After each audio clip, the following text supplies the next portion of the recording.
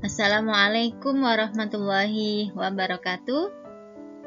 Gimana kabarnya teman-teman yang ada di rumah? Semoga selalu dalam lindungan Allah Subhanahu wa Ta'ala, selalu sehat dan selalu semangat. Kemudian salawat serta salam selalu kita curahkan kepada Nabi kita, Nabi Muhammad Shallallahu Alaihi Wasallam, serta para keluarga, sahabat, dan orang-orang yang selalu istiqomah mengikuti sunnah-sunnahnya. Dan teman-teman, marilah kita awali belajar kita hari ini dengan bersama-sama membaca Bismillahirrohmanirrohim. Innallaha jamilun yuhibbul jamal. Ya, masih di tema 7, alangkah indahnya keragaman di negeriku. Subtema 2, indahnya keragaman budaya negeriku. Tujuan pembelajaran hari ini, yang pertama, nanti kalian akan mengetahui manfaat gaya listrik. Kemudian yang kedua, nanti kalian akan mengetahui sumber energi listrik. Dan teman-teman, sebenarnya listrik itu sudah ada, sudah tercantum juga di dalam Al-Quran. Di sini ada potongan surat An-Nur ya, terjemahan surat An-Nur ayat 35 yang artinya perumpamaan cahayanya itu adalah seperti lubang yang tak tembus, yang di dalamnya ada pelita. Pelita itu di dalam kaca, dan kaca itu bagaikan bintang yang cemerlang bercahaya. Cahaya tersebut seperti mutiara. Nah, bahwa di Al-Quran itu sebenarnya semuanya sudah ada ya, bahkan energi listrik pun sudah Allah jelaskan. Jadi tidak hanya ibadah saja, tidak hanya hal-hal yang berkaitan dengan amal saja ya, tapi semua sudah ada di dalam Al-Quran. Dalam kehidupan sehari-hari kita banyak menggunakan peralatan listrik. Nah, ya enggak? Dapatkah kamu menyebutkannya? Coba sebutkan peralatan listrik yang ada di rumah. Ya, ada kipas angin, ada kulkas, ada AC, ada televisi, dan masih banyak yang lain ya. Semua peralatan itu mengubah energi listrik menjadi energi yang kita butuhkan. Nah, contohnya misalnya kipas angin mengubah energi listrik menjadi energi gerak. Nah, televisi mengubah energi listrik menjadi energi bunyi dan cahaya. Nah, dapatkah alat-alat itu digunakan jika tidak ada listrik? Agar dapat memahami energi listrik, kita harus memahami gejala kelistrikan. Nah, teman-teman, bagian terkecil dari sebuah benda disebut dengan atom. Ya, pada bagian atom inilah terjadinya listrik. Keberadaan listrik tidak dapat dilihat secara langsung.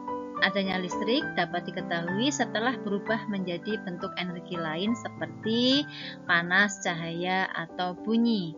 Namun, adanya gejala kelistrikan dapat kita ketahui. Bagaimana caranya? Yuk, kita coba. Pada dasarnya, muatan listrik ada dua, dan keduanya saling berlawanan. Jenis kedua muatan listrik adalah negatif dan positif. Muatan listrik negatif disebut elektron, muatan positif disebut proton. Adanya dua jenis listrik dapat kamu perhatikan pada kabel listrik. Kabel listrik biasanya terdiri dari dua jenis kabel yang dijadikan satu. Umumnya ditunjukkan dengan dua warna kabel yang berbeda. Ada yang berwarna merah hitam ya, atau merah biru. Jika kedua muatan listrik yang berlawanan bertemu, akan menjadi gaya tarik-menarik. Gaya inilah yang disebut gaya listrik.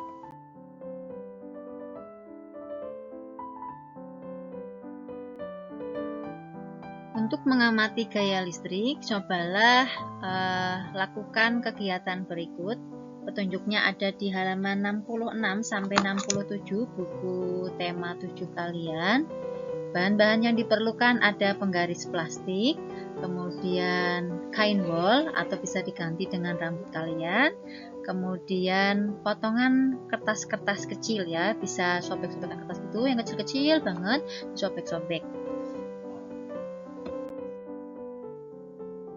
Nah, ini ada juga untuk menguji gejala kelistrikan, yaitu menggunakan sisir plastik ya. Kalau tadi bisa pakai penggaris plastik, pakai sisir plastik juga bisa. Ini sediakan sisir plastik dan sobekan kertas kecil, kemudian letakkan sobekan kertas di atas meja, dekatkan sisir tersebut pada sobekan kertas kecil. Dilihat apa yang terjadi.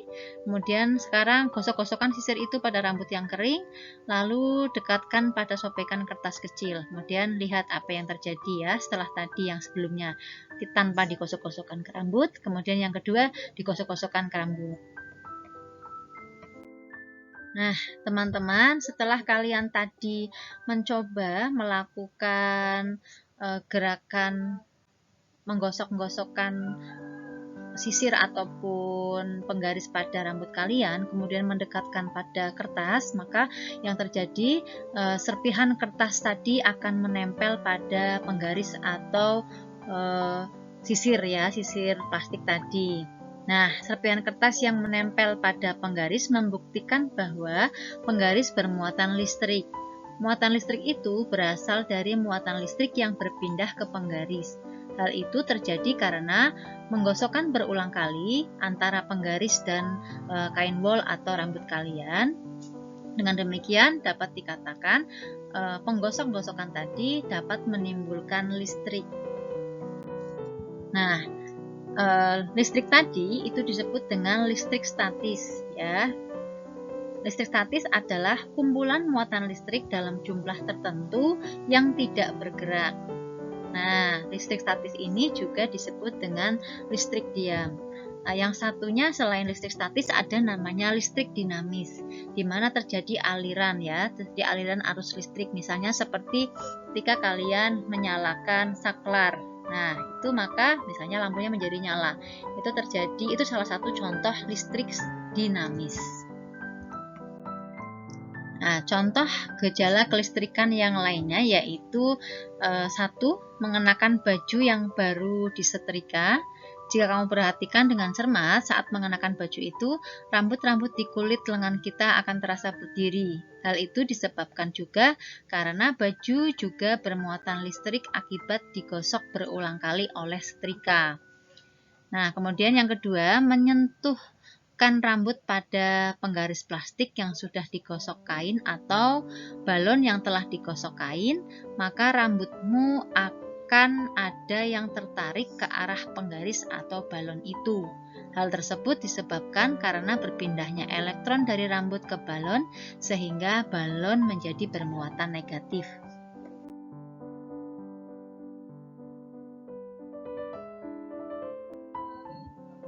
Perbedaan muatan pada balon menimbulkan gejala kelistrikan. Muatan pada balon bersifat statis atau diam. Oleh karena itu, gejala kelistrikan yang terjadi disebut listrik statis. Jadi, listrik statis merupakan energi yang terkandung oleh benda yang bermuatan listrik atau di sini bersifat diam, ya. Sedangkan listrik yang bergerak disebut listrik dinamis. Contohnya adalah penggunaan listrik pada PLN yang tersalur ke rumah-rumah atau batu baterai pada mainan. Nah, itu adalah contoh dari listrik dinamis seperti tadi sudah disampaikan ya.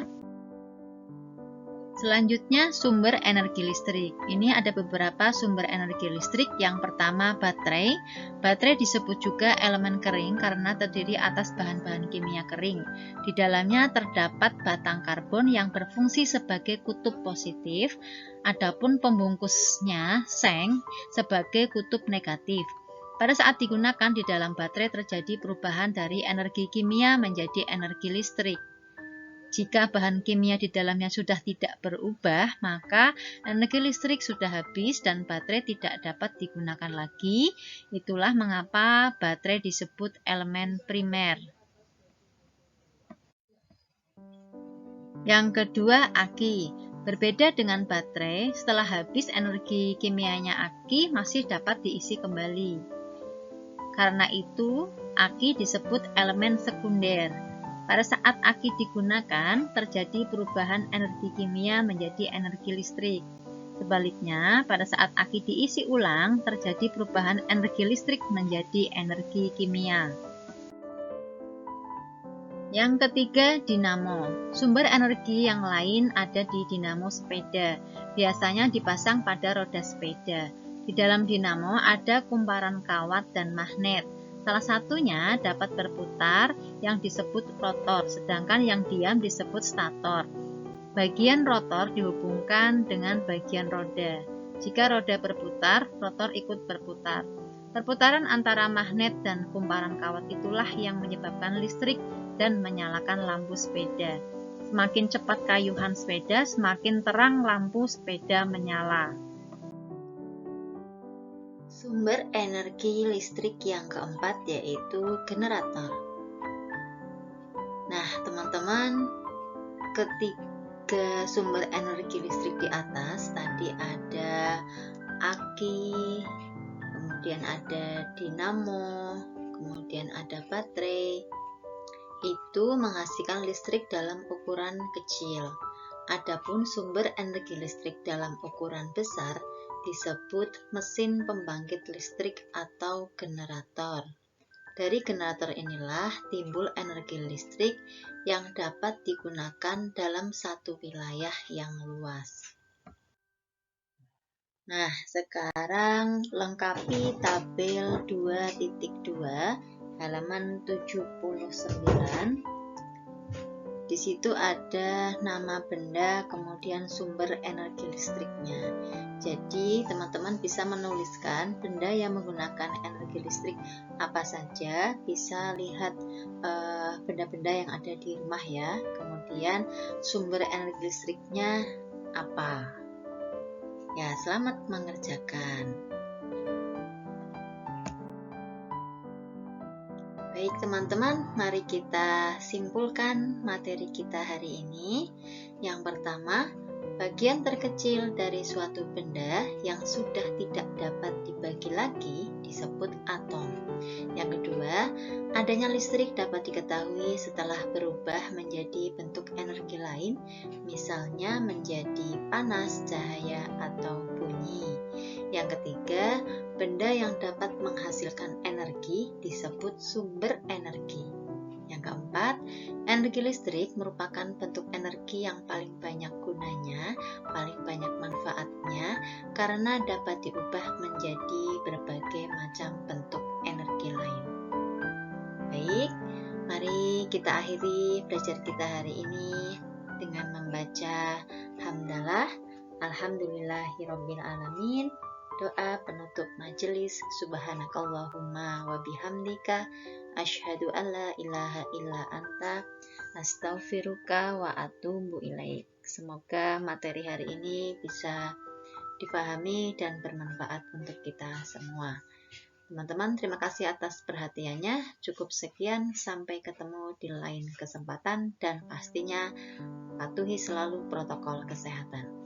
Wassalamualaikum warahmatullahi wabarakatuh.